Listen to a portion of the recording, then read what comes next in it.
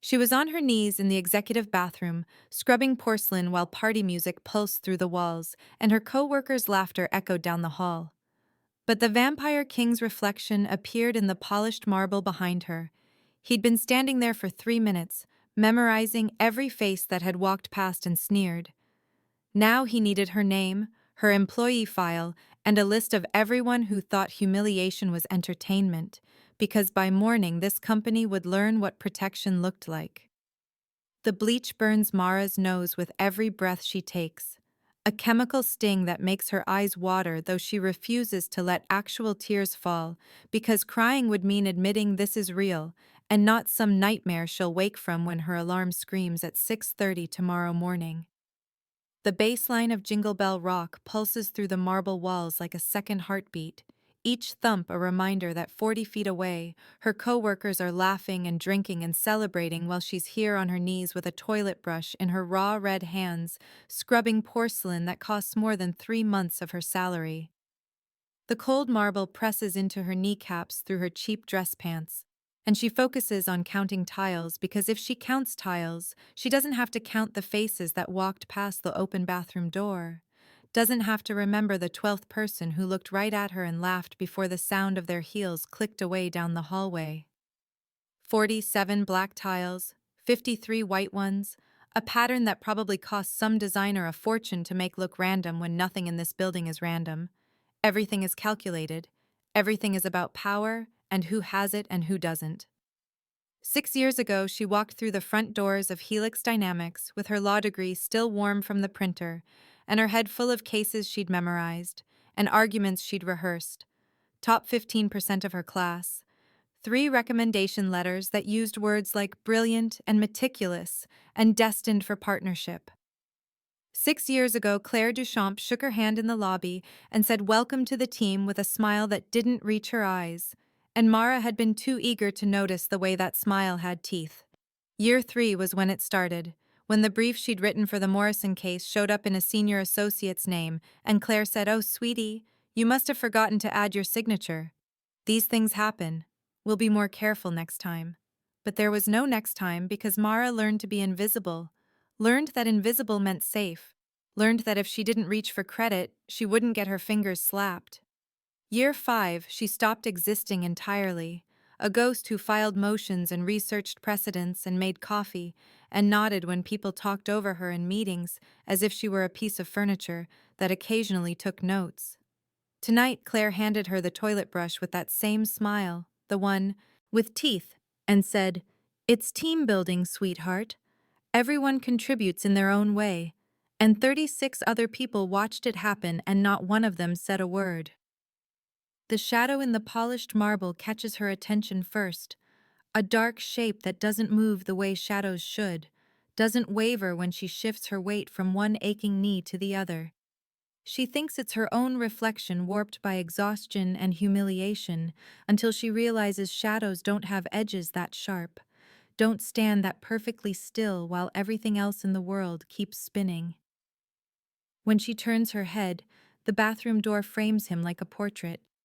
This man in a charcoal suit so perfect it looks painted on. His eyes the color of smoke and winter mornings. His face carved from something colder and harder than the marble she's kneeling on. He's been standing there, she realizes with a jolt that travels up her spine like electricity. He's been standing there watching, and she didn't hear him approach, didn't hear the door open, didn't hear anything but her own breathing and the distant thump of music and her own humiliation. Your name. It's not a question, just 2 words spoken so quietly they're more dangerous than shouting, and Mara is so tired, so hollowed out and scraped raw, that she answers without thinking. Mara Castellan. The fountain pen in his hand moves across a leather notebook, the scratching sound too loud in the tiled space, the ink too dark, almost black but not quite, something deeper that makes her skin prickle. "Employee number," he says next, "and department, and how long have you worked here?" Each question delivered with clinical precision, like he's conducting surgery, not conversation. "Who are you?" she asks, and her confusion finally breaks through the exhaustion. Because this isn't normal. None of this is normal. Strange men don't appear in executive bathrooms at 11:47 on Christmas Eve and take notes like they're cataloging evidence. Lucian Thorne, he answers. Covenant Holdings. I'm here to assess your company's merger application. I arrived 2 hours ago. I've been watching. The words should reassure her, but they don't because there's something in the way he says watching that suggests he's seen everything, cataloged every laugh and sneer, and turned back, memorized every face that walked past this door, and decided her humiliation was entertainment. He's been conducting a character assessment, evaluating whether Helix Dynamics deserves the capital his company offers, and supernatural law requires him to witness leadership quality firsthand before vampire investment changes hands.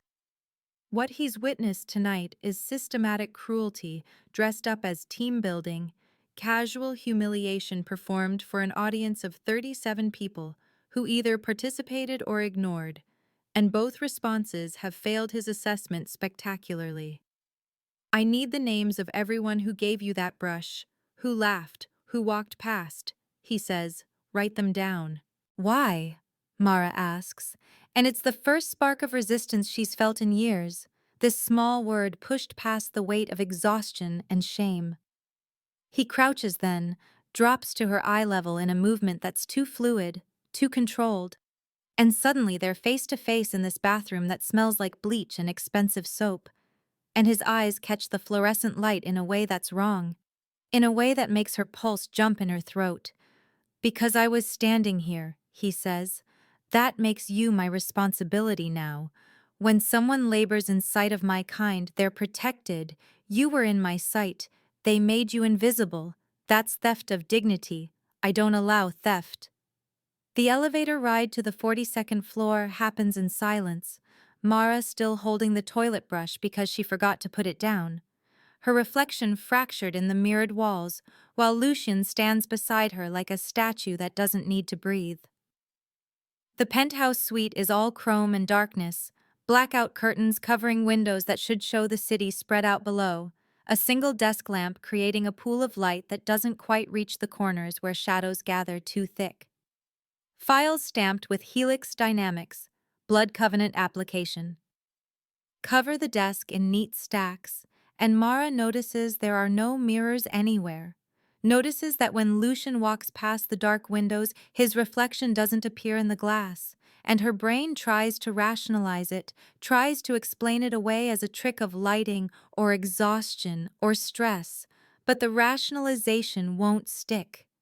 She writes 37 names in handwriting that shakes so badly the letters barely stay on the lines, and Lucian reads the list once, just once, his eyes tracking across the page before he sets it down and doesn't look at it again, because he's already memorized every name, every crime.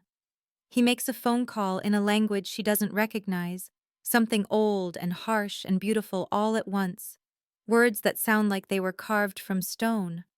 Lock it down, he says in English. Clause 7, no exits until I clear them. The building intercom crackles to life 30 seconds later, a bored security voice announcing emergency lockdown, technical malfunction, and somewhere below them, the party music cuts off mid-song, Jingle Bell Rock dying with a record scratch. That would be funny if this were happening to someone else. What are you doing? Mara asks, and Lucian slides a folder across the desk, her employee file open to pages she's never seen, performance reviews that Claire buried, promotions that were stolen and reassigned, complaints that were filed and lost in some digital void where inconvenient truths go to die. They didn't just humiliate you tonight, Lucian says, and his voice drops to something almost gentle, almost human. They've been erasing you for 6 years. I'm making you visible again. She could run, should run, could grab her purse and take the stairs 42 flights down and never look back, but there's something burning in her chest now. That ember of rage she spent years suppressing with professionalism and patience, and the quiet certainty that keeping her head down was the only way to survive. What happens to them? She asks instead, and Lucian's smile is a knife blade catching light. That depends on what they say when I ask them why. The security monitor shows CEO Marcus Webb being escorted into the glass conference room on the 34th floor, his Santa hat askew, his face red from champagne and confidence. Lucian pulls up security footage with timestamp 9:47 p.m., the angle showing Mara on her knees, while Marcus delivers extra cleaning supplies with a joke she couldn't hear but can read on his lips, can see in the way his shoulders shake with laughter. The termination letter appears on screen, legal language in precise paragraphs, and Marcus's signature gets added in real time, his hand shaking now, all the champagne confidence evaporating like water on hot stone. Mara watches through the monitor and feels something crack open in her chest, not the satisfaction she expected, but something rawer and older, like grief for the version of herself who walked through those lobby doors 6 years ago, believing merit mattered more than cruelty. Lucian returns to find her standing at the window, staring down at the locked building where 500 people are trapped, until he decides their fates. And she doesn't turn when she speaks. They'll sue, they'll fight this. Let them, he says, stepping close enough that she can feel the cold radiating from him like he's made of winter itself. I've been fighting longer than this company has existed, and I've never lost someone I've decided to protect. She looks at his reflection in the window then, looks for it, searches the dark glass where her own face floats pale and exhausted, and finds nothing where he stands, just empty space beside her shoulder, just proof that whatever Lucian Thorne is, he stopped being human a long time ago. And now's the time to stop and subscribe to our channel. If you enjoyed this video, don't forget to like it and drop a comment telling us where you're watching from. It's always amazing to see how far these tales travel across the world. Now let's continue. The champagne has turned sour in Claire Duchamp's mouth, acid and sugar coating her tongue as she jabs her executive credentials into the card reader for the 5th time, each beep of denial making her fury spike hotter in her chest. Technical malfunction, the intercom said, but Claire didn't claw her way to VP of Operations by believing convenient lies. And this lockdown smells like sabotage, like someone somewhere decided to ruin her perfect Christmas Eve party where everything had gone exactly according to plan until the music died. The elevator doors open with a whisper of hydraulics, and he steps out, this man in the charcoal suit who doesn't belong here, who moves like gravity affects him differently than everyone else, and the room goes silent without him raising his voice or lifting a hand, just his presence sucking all the oxygen from the air. "I'm Lucian Thorne, Covenant Holdings," he says in that quiet voice that carries to every corner of the room. "We're conducting character assessment. You'll each answer questions. Some of you will leave tonight, some won't." Claire's drunk enough to try blustering first, pulling rank like it's armor, demanding to know his authorization, his credentials, his right to lock down her building during her party. When that fails, she switches tactics, steps closer with the smile that usually works on men, lets her hand brush his sleeve, suggests they discuss this somewhere private over a drink. Lucian looks at her the way someone might look at an insect that's landed on their plate, with mild distaste and absolute disinterest, and she's sober enough now to feel the first thread of real fear. The glass conference room on 34 becomes an interrogation chamber, Claire sitting in the chair where she usually conducts terminations, the irony not lost on her, but landing differently now that she's on the receiving end. "You orchestrated tonight's humiliation," Lucian says, not asks, why. "It was a joke," Claire tries. "Team morale, everyone was having fun, you don't understand office culture." Lucian slides a tablet across the table, security footage playing on loop, timestamp after timestamp showing Claire's face as she handed Mara the toilet brush, and the expression caught in high definition isn't joking. It's gleeful, it's cruel, it's the face of someone who enjoys watching another person break. "You're lying," he says. "You enjoyed it. That disqualifies you from leadership under Covenant standards." The termination letter appears on the tablet screen, legal language she recognizes because she's used it 30 times herself, and her signature line waits empty at the bottom. "You can't do this," she says, and her voice cracks on the last word because she can see in his eyes that he already has, that this conversation is a formality, that she was fired the moment he watched her hand over that brush. I already have, Lucian confirms, and slides a pen across the table. Sign, or I involve legal counsel, and this becomes public record including the footage. Her hand shakes when she signs, champagne and fury and fear making her signature barely legible. The junior associate who filmed it on his phone breaks immediately when Lucian asks his first question, confesses between sobs that he thought it was funny, that Claire said it would be good for engagement metrics if they posted it, that he's sorry, he's so sorry, he didn't think. Lucian lets him keep his job, but the demotion is immediate, 3 levels down, and the associate leaves the conference room looking like he's been gutted. The bystanders who walked past get sorted into categories. The ones who laughed terminated on the spot. The ones who looked uncomfortable but didn't act. Kept with warnings, failure acknowledged but not cruelty, cowardice punished differently than malice. Mara sits in the penthouse with a woman who introduces herself as Elena Voss, Lucian's assistant. And there's something in the way she moves that reminds Mara of Lucian. That same fluid grace that doesn't quite match human physics. Elena brings tea in a cup so delicate Mara's afraid to hold it.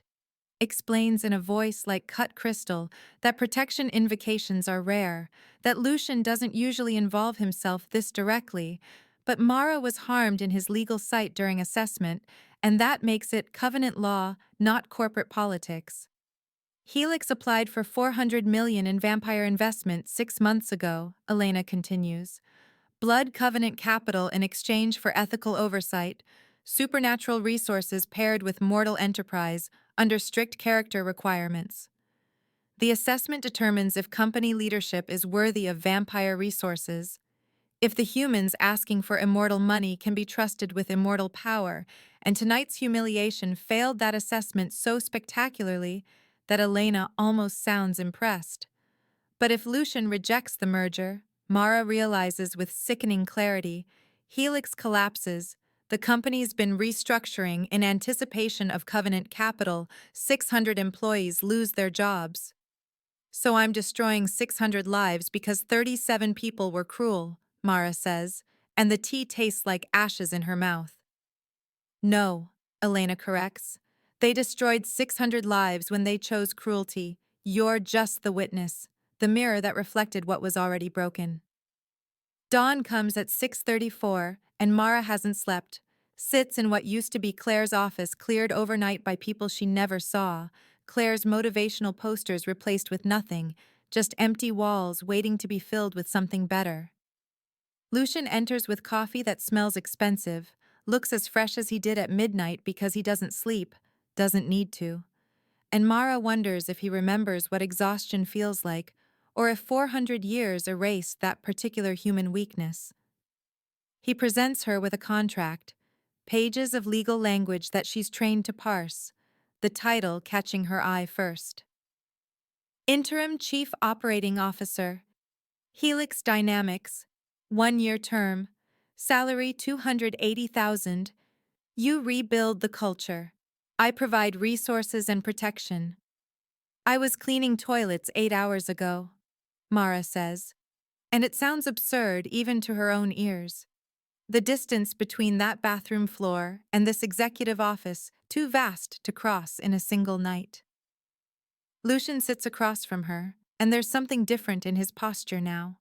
Something almost vulnerable in the way he leans forward. 8 hours ago you were surviving a system designed to break you, he says. Now I'm offering you the chance to break it back, rebuild it into something worth protecting. The offer isn't charity, he explains, it's strategy. He needs someone who knows where corruption hides in corporate structures, who won't abuse power because they remember what powerlessness tastes like, who can identify the difference between honest mistakes and calculated cruelty. Mara signs with his fountain pen, and the ink smells like iron, metallic and sharp, her signature looking stronger than it did on the list of names last night. The building intercom crackles to life immediately, Lucian's voice announcing her as new interim COO, 9 a.m. company meeting mandatory for all remaining employees. Attendance will be tracked. The auditorium holds 600 bodies, but only 563 fill the seats, the terminations leaving gaps like missing teeth, and every face that turns toward Mara as she walks to the podium is terrified or confused or hostile, or some combination of all three. She's wearing a borrowed suit that fits perfectly. Lucian's people sent options overnight, and she doesn't want to think about how they knew her measurements, doesn't want to imagine vampire efficiency applied to something as mundane as clothing sizes. Last night I was told to clean bathrooms while you partied, Mara begins, and the room goes so quiet she can hear the ventilation system humming. By midnight I was COO. Here's what happened.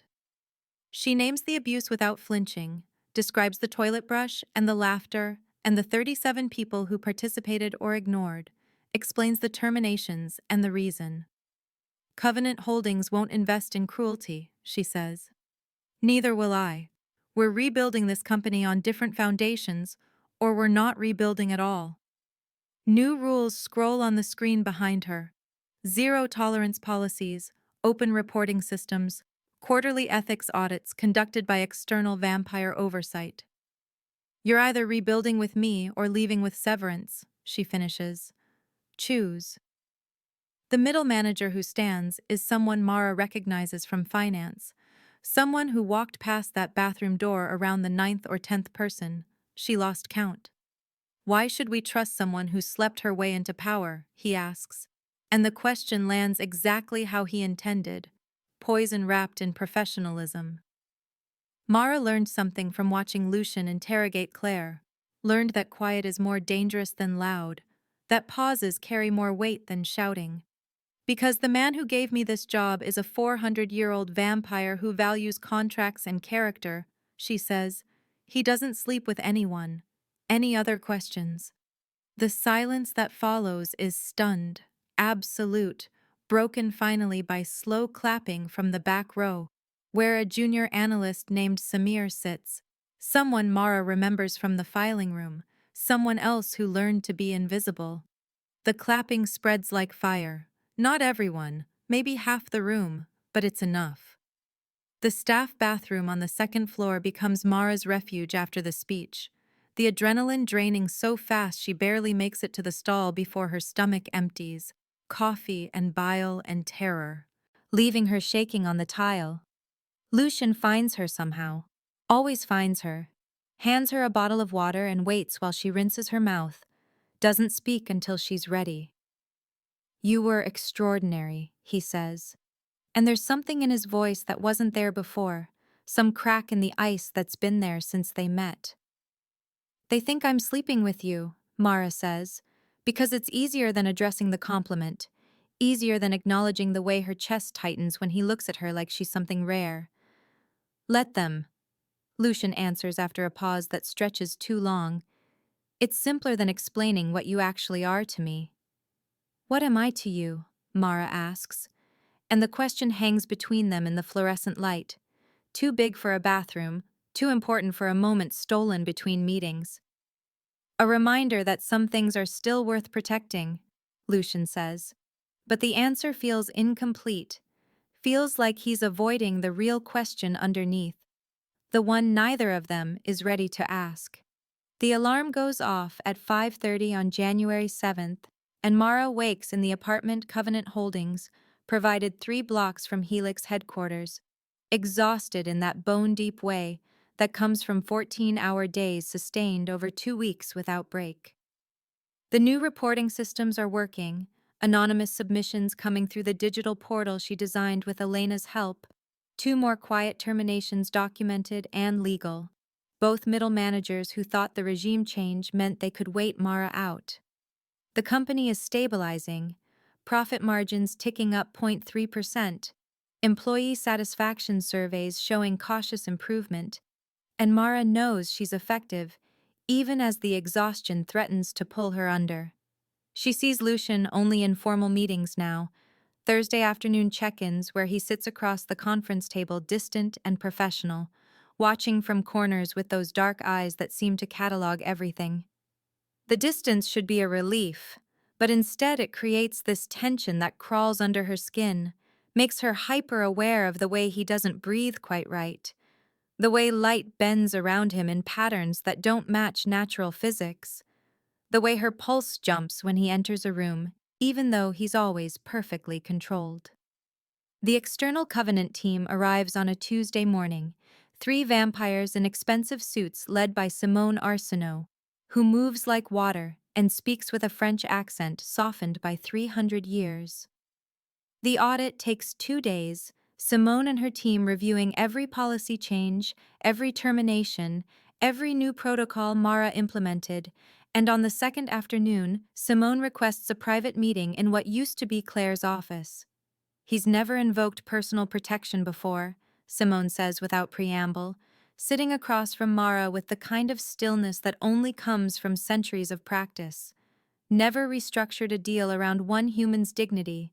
You understand that's not normal even for us. The question underneath the statement makes Mara's stomach tighten because she's been avoiding it for 2 weeks.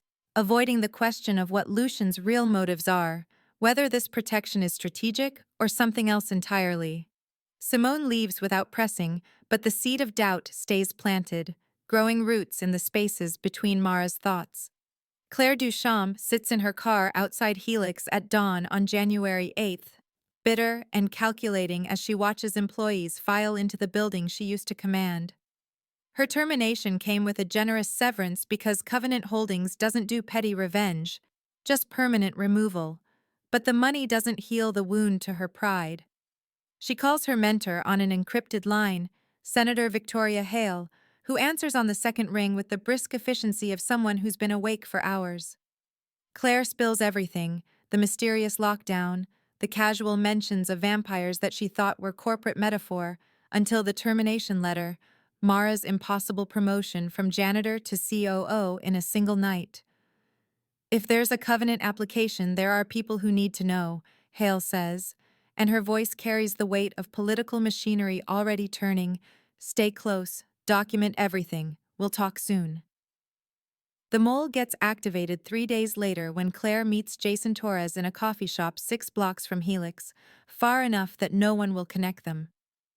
Jason is 24 and terrified, still employed as a junior associate because he wasn't cruel just present, and Claire has leverage that makes his hands shake around his cup. The embezzlement he committed under her orders 18 months ago, the falsified expense reports she instructed him to file, she has evidence and he doesn't. Paper trails that lead only to him. Get me proof Lucian Thorne isn't human, or I'll make sure that embezzlement leads to you alone, Claire says, and watches Jason's face go pale. He agrees because he has no choice, begins covertly photographing documents after hours, hacking into email systems using the maintenance clearance that lets him move through the building unseen. Jason's evidence gathering happens over 4 nights, careful and terrified, slipping into Lucian's office with the excuse of checking air filters. He photographs contracts that mention covenant law and blood bond protocols and supernatural oversight, terms that sound like fantasy, except they're printed on legal letterhead, signed by real lawyers. The smoking gun comes on the 4th night at 3 a.m. when Jason hides his phone camera behind a potted plant and waits, catching footage of Lucian reviewing documents at his desk, and the window reflection shows empty space where he stands, no image bouncing back from the glass. Jason sends everything to Claire on January 9th, using an encrypted app that deletes messages after reading. Claire forwards to Senator Hale, who forwards to a media contact she's cultivated for situations exactly like this. And at 6 a.m. on January 10th, the headline breaks across business news sites and social media. Vampire investors, the headline screams, Helix dynamics allegedly under supernatural control, and the article cites anonymous sources and includes the blurry photograph of the empty reflection. Speculation about vampire infiltration of human economy presented as investigative journalism. Helix stock drops 18% in the first hour of trading, Employees flood the HR department with panicked questions, the board demands an emergency meeting, and Mara reads the article on her tablet in her office, feeling ice settle in her chest. She calls Lucian and he answers immediately like he's been waiting. "We have a problem," Mara says, and he's in her office within minutes, carrying the newspaper she didn't know still existed in print form. "They've forced my hand," Lucian says, dropping the paper on her desk with controlled precision that doesn't quite hide the fury underneath. "I either retreat, leave you exposed, let Helix collapse, or I go public, confirm what I am, let them try to prove I'm a threat." Mara sees him truly angry for the first time, and it's nothing like Claire's rage, no shouting or posturing, just his eyes going darker, and the shadows in the room lengthening, and the temperature dropping 5 degrees. She realizes he's been holding back immense power always, 400 years of accumulated strength kept carefully leashed. The board meeting happens at noon in the main conference room, 12 board members plus Mara plus Lucian, and the tension is thick enough to choke on. Board Chair Richard Moss opens with an ultimatum delivered in the clipped tones of someone used to control. "Mr. Thorne, deny these allegations on record, or we terminate the contract effective immediately." The silence stretches for 10 seconds, that feel like 10 minutes, every person in the room holding their breath, and then Lucian speaks. "I'm a vampire," he says. 400 years old, the allegations are true." Chaos erupts immediately, board members shouting over each other, threats to call authorities, demands for explanations, panic spreading like wildfire. Lucian stands, and his voice cuts through the noise without increasing volume, some quality in it that makes everyone's hindbrain scream predator. "You will sit," he says, "and they sit, listen, then decide if you prefer a vampire who enforces ethics or humans who allowed systematic abuse for profit." He paces while he speaks, each word chosen with surgical precision. "I've built 17 companies, toppled 4 governments, outlived everyone who's tried to intimidate me. I entered this contract because your leadership failed basic morality. I kept it because one woman had more integrity cleaning a toilet than your entire executive team in 6 years. Dissolve our agreement if you want, but understand I'm not the monster here. I'm the consequence you avoided. The vote is 7-5 to keep the contract, economic fear, outweighing supernatural fear."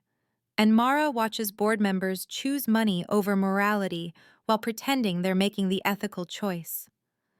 After the meeting, Richard Moss stops Mara at the door, his hand on her arm gentle, but his voice sharp with warning. "You know he's going to get you killed, right?" Moss says. Senator Hale doesn't stop. She's made a career out of exposing things people want to stay hidden.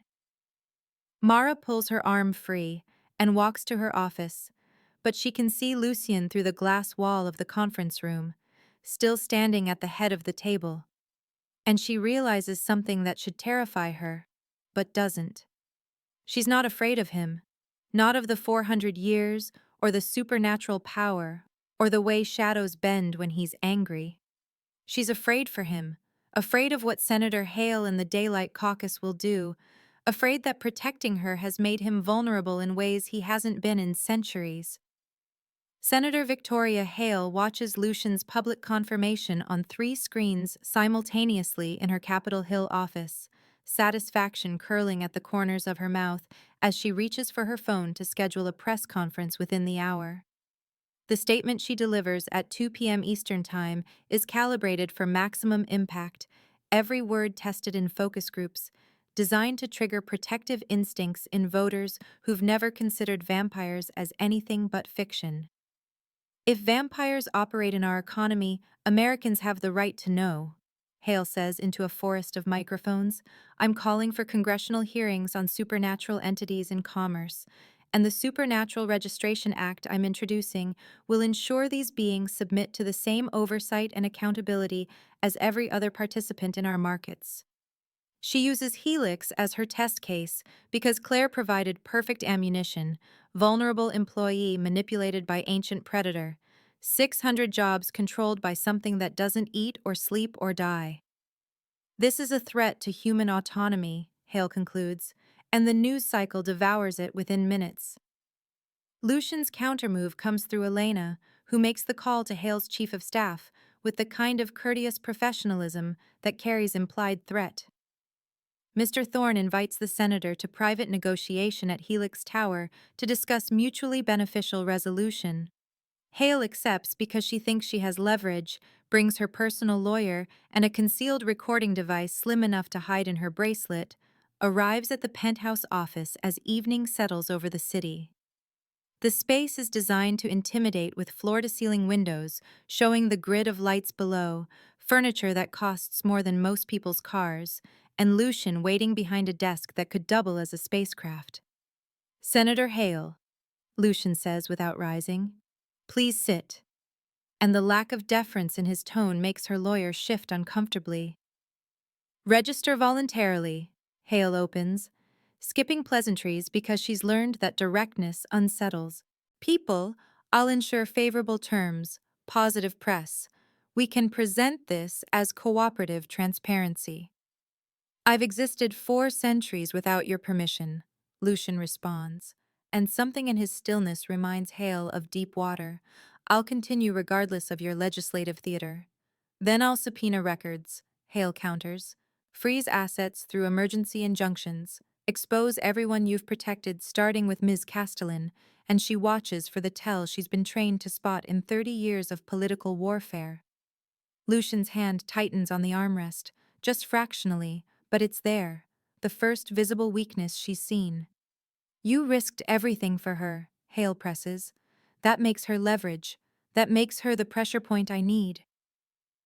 Mara walks in from the adjacent room where she's been listening through the door Elena left strategically ajar, controlled fury in every line of her body.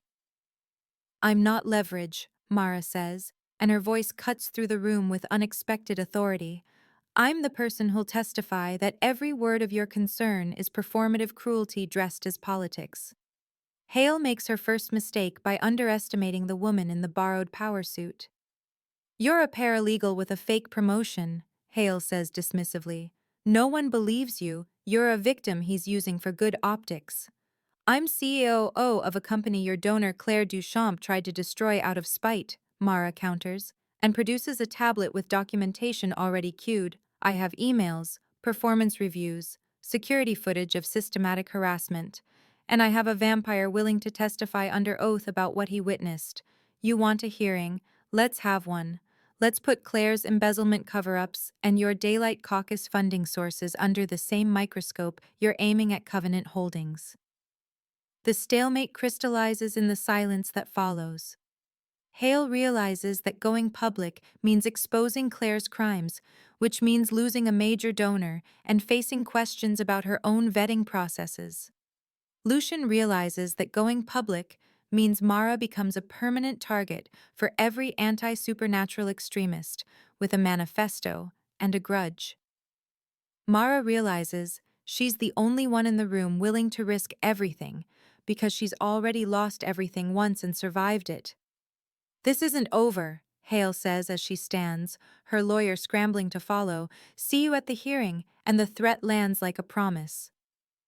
After Hale leaves, the tension in the room breaks into something rawer, Lucian standing by the windows, Mara still holding the tablet like a weapon. "What am I to you, really?"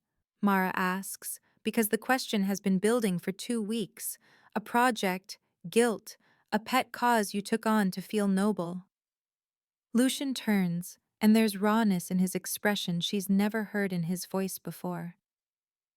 "You're the first person in a century who looked at me and saw someone worth standing beside instead of kneeling before," he says, and the confession hangs between them charged with implications neither has named.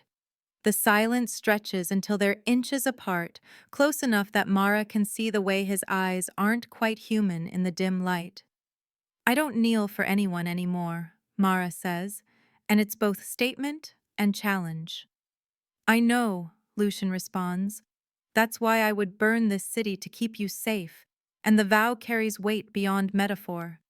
He explains blood bonds because the time for half-truths is past. Vampire law, older than any human government, symbolic exchange that creates permanent connection. If she willingly accepts his blood, just a drop mixed with her own, she becomes covenanted, protected absolutely, unable to be compelled by other vampires, tied to his lifespan, which means she won't age while the bond exists. The benefits sound like fairy tale promises, but the costs are concrete. She'll be marked with a scar visible to supernatural beings, become a political target for anyone who wants to hurt him, bound to him in ways neither fully understands, because blood bonds are rare even among vampires. He's offering what he's never offered anyone: permanent protection that requires permanent connection. And his hands shake slightly when he produces the silver penknife. Mara's internal conflict plays out in the seconds of silence. She should refuse because it's insane. She barely knows what he is, barely understands the world he's revealing. But she's exhausted from fighting alone, exhausted from being vulnerable, and he's the only person who's ever treated her dignity as non-negotiable, who restructured a $400 million deal because someone handed her a toilet brush. She realizes she's not choosing safety, she's choosing him, choosing this strange, terrible, beautiful thing growing between them. "If I do this, it's not because you're protecting me," Mara says. "It's because I'm choosing you." And the distinction matters in ways she can't fully articulate. "Are you certain?" Lucian asks. And the vulnerability in the question makes him seem younger than 400 years. Once done, it can't be undone. "You'll be tied to me until I release you, or I cease to exist." "I'm certain," Mara says, and holds out her hand. The ritual is simpler than she expected. Lucian's silver penknife makes one small cut on her palm, clean and precise, and he mirrors it on his own hand, his blood darker and slower than human blood should be. They press palms together, and she feels cold fire race up her arm, not painful, but intense, overwhelming. He speaks words in Old Carpathian, syllables that feel heavy in the air, and she doesn't understand the language, but feels the weight of the vow settling into her bones. The scar forms instantly, thin silver line across her lifeline that wasn't there before. The sensory aftermath hits like a drug, world suddenly sharper. She can feel Lucian's presence like radar, even with her eyes closed, the exhaustion that's been dragging at her for 2 weeks gone completely. Her phone buzzes in her pocket, jarring in the intimacy of the moment. Unknown number, message brief and threatening. "You just made yourself a target," the text reads. "Senator Hale sends regards. See you at the hearing." Lucian sees it over her shoulder, his jaw tightening. "She'll know you're covenanted the moment she sees you," he says. "The scar is invisible to humans, but supernatural beings will recognize it immediately. It will make her desperate because it proves you're not a victim I'm manipulating. You're someone who chose this alliance." "Good," Mara says, and slides her phone back into her pocket. "I'm done being afraid." The federal building on January 18th is packed beyond capacity, gallery filled with journalists and curious citizens and activists on both sides, cameras positioned to capture every angle of what the media is calling the most unprecedented congressional hearing in modern history. Senator Hale presides from the elevated bench with the kind of tight smile that suggests she believes she's already won, flanked by committee members who range from genuinely concerned to obviously performing for constituents. Lucian and Mara are called to testify before the Committee on Supernatural Entities in American Commerce, a body formed so hastily that half the procedural rules are being invented in real time. Lucian takes the stand first, swearing oath on a Bible that makes several committee members visibly uncomfortable when his hand doesn't burn, and his testimony is delivered with the precision of someone who's navigated far more hostile interrogations across 4 centuries. "I am a vampire," Lucian states, 400 years old. "I have never harmed a human without direct cause or provocation. I operate within covenant law, which exists to protect laborers and enforce ethical standards in businesses seeking vampire investment." He explains the Helix case methodically, witnessed systematic abuse during character assessment, invoked personal protection protocols, 37 individuals failed the moral threshold and lost employment, 600 passed the assessment and retained their positions. When asked if he regrets the terminations, he refuses to equivocate. If enforcing dignity makes me a threat, then your definition of safety is fundamentally broken, Lucian says, and several gallery members applaud before being gavelled into silence. Hale's cross-examination begins with the confidence of a prosecutor who's rehearsed every question. You manipulated Ms. Castellan into signing a contract under duress, Hale states as fact rather than question, exploited her vulnerability for your own purposes. I offered her a choice she'd been denied for 6 years, Lucian counters, the choice to have her dignity recognized as non-negotiable. Hale shifts tactics with the calculated cruelty of someone aiming for maximum impact. You've blood-bonded her, marked her as your property, turned a vulnerable human woman into your possession. The dangerous edge that enters Lucian's voice makes the temperature in the room drop perceptibly. She is not property, he says, each word precise as a scalpel. She is covenanted. There's a difference you lack the depth to understand. Show the committee her mark, Hale demands. Let them see the brand you've put on her. And Lucian looks to Mara with silent question in his eyes, asking permission without words. Mara stands before anyone can object, rolls up her sleeve with deliberate slowness, shows the silver scar across her palm to the cameras that zoom in hungrily. The gallery gasps. Camera flashes create strobing light, and Hale leans forward with triumph in her expression. You see, Hale says to the committee, he's branded her like cattle, claimed her like property. This is the threat we face. Senator, may I respond? Mara asks, and her voice cuts through the noise with unexpected authority. Hale has no choice but to allow it, and Mara's testimony becomes the turning point no one anticipated. She walks the committee through 6 years at Helix, with documented evidence projected on screens, stolen credit for her legal research, ignored complaints about harassment, systematic erasure of her contributions. She describes Christmas Eve in detail that makes several committee members wince. I was on my knees scrubbing toilets while my coworkers partied 3 floors above me, Mara says. Mr. Thorne witnessed it. He gave me a choice. Write down the names of everyone who participated in my abuse or let it go. I chose to write. The list appears on screen. 37 names with timestamps and specific actions. Documentation she'd kept for years without hope of anyone caring. Every person on that list chose cruelty, Mara continues. They chose to erase me, to treat me as less than human. Mr. Thorne simply made me visible again, gave me the power to name what had been done to me. She addresses the blood bond directly with calm that comes from certainty. I chose this mark. I chose protection. I chose partnership with someone who's never once asked me to kneel. Senator Hale wants you to fear vampires, but I'm here to tell you the humans who abused me were far more monstrous than any supernatural being I've encountered. Applause erupts from the gallery, spontaneous and forbidden, and Hale calls for order, but the gavel can't stop the shift happening in real time, media narrative pivoting as journalists type frantically. Jason Torres stands in the gallery during the chaos, his voice cutting through as he shouts his confession. I was the leak, Jason says. I want to confess. And security moves toward him, but Lucian's voice stops them with authority that bypasses official procedure. Let him speak, Lucian says, and when Hale objects, he overrides her with legal standing as witness. Jason's confession spills out in a rush driven by guilt and fear and the desperate need for absolution.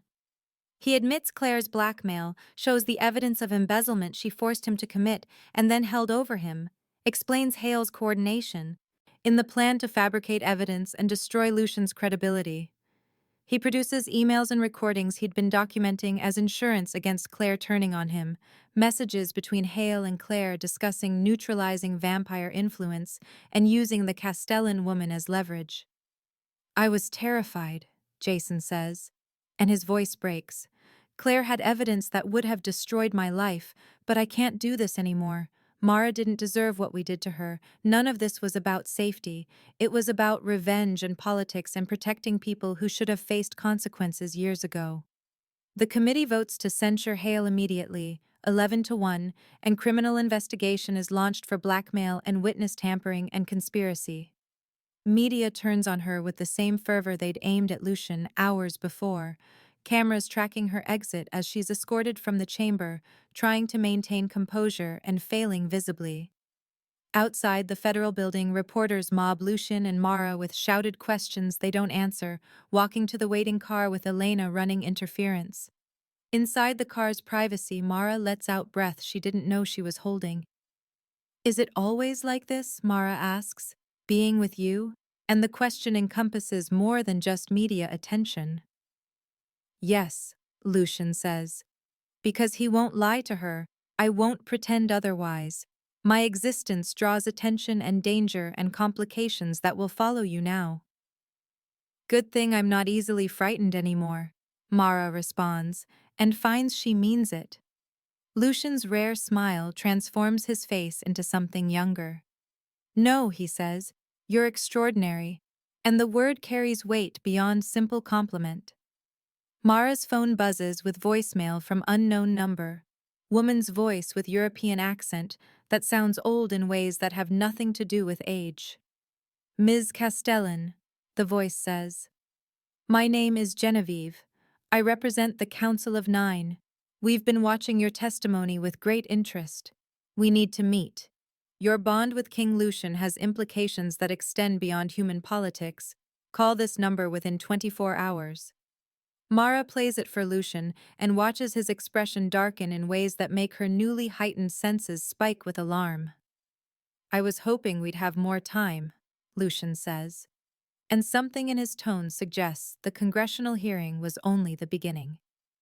Lucian explains in the quiet of the car as they drive through city streets still buzzing with post-hearing energy that the Council of Nine governs vampire society globally from their ancient seat in Geneva, monitoring all covenants, but especially those involving king-rank vampires, of which there are only 12 worldwide. "A king-rank bonding a human is unprecedented in 50 years, Lucian says, and his tone carries weight of historical knowledge. The last time it happened ended in political disaster that destabilized 3 regional councils. The council will want to assess if Mara is suitable for the role she's assumed, whether she understands the implications, whether she can navigate the complexities of existing between human and vampire worlds." "What if I'm not suitable by their standards?" Mara asks. And the question isn't fearful, just pragmatic. "Then they'll ask me to dissolve the bond," Lucian responds. "I'll refuse. It will cause complications we'll have to navigate together." "You'd defy them for me," Mara says, and it's half question, half wonder. "Yes," Lucian answers with simple truth that needs no elaboration. 1 month passes in restoration and rebuilding, Helix stabilizing under Mara's leadership in ways that feel earned rather than imposed. She presents Q1 results to the board with confidence built from competence rather than fear, retention up 34%, 3 new hires from underrepresented backgrounds, ethics training now mandatory across all departments. Lucian observes from the back of the room, but he's no longer the enforcer hovering with threat. Now he's partner watching her command respect through capability. The flight to Geneva happens on a February night, private jet cutting through darkness while Mara tries to manage nervousness she won't quite name. "They'll test you," Lucian says, over wine neither of them is really drinking. "Try to find weakness and exploit it the way governing bodies always do." "What happens if I fail?" Mara asks, and Lucian's response is immediate. "You won't." "How do you know?" she presses, and he sets down his glass to look at her directly. "Because you survived the worst thing you could imagine and came out stronger," he says. "Anything else is just Tuesday." The council chamber in Geneva is underground and ancient, stone walls that predate most human governments, candlelit because electric light feels wrong in spaces this old. 9 vampires sit in semicircle, each over 500 years old, power radiating from them in ways Mara can feel through the blood bond. Genevieve leads the council, appearing perhaps 40, but carrying 8 centuries in her dark eyes and French accent softened by time. They question Mara for 3 hours, probing questions designed to expose uncertainty or manipulation. "Why did you accept the bond?" one council member asks. And Mara's answer is simple: "Because I chose to." "Do you understand you're now part of our world?" another presses. And Mara's response makes Lucian's lips quirk almost imperceptibly. "I understand I'm part of his world," Mara says. "Yours is incidental to that choice." "What do you offer King Lucian that justifies such unprecedented action?" Genevieve asks, and the question carries accusation underneath. "The same thing he offered me," Mara responds, "a choice to be seen as equal, not subject." The test comes when Genevieve presents the hypothetical designed to trap, voice mild but eyes sharp. "If Lucian's actions endangered vampire secrecy and we ordered dissolution of your bond, would you comply?" Lucian tenses beside her, recognizing the trap for what it is: centuries of political maneuvering condensed into one question. "No," Mara says clearly, "because that hypothetical assumes my bond is yours to dissolve. It isn't. It's mine and his. You can threaten consequences, but you can't unmake a choice we both made freely." Silence settles over the chamber, heavy as stone. Genevieve studies Mara for long moments that stretch like centuries themselves before delivering verdict. "You are either extraordinarily brave or extraordinarily foolish," Genevieve says, "perhaps both."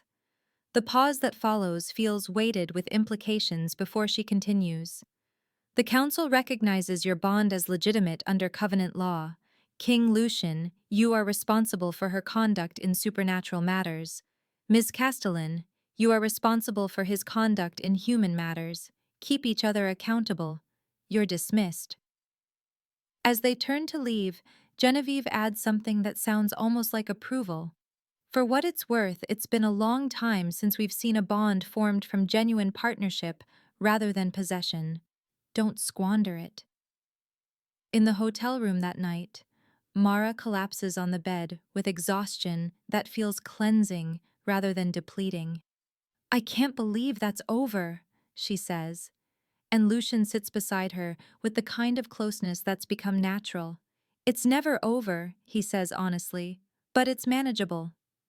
"Is this what life with you is?" Mara asks, "hearings and councils and tests?" "Sometimes," Lucian responds. "Other times it's quiet, ordinary. We get to choose which moments matter." Their first real kiss happens then, earned through choices and challenges, and choosing each other repeatedly, soft and certain and chosen.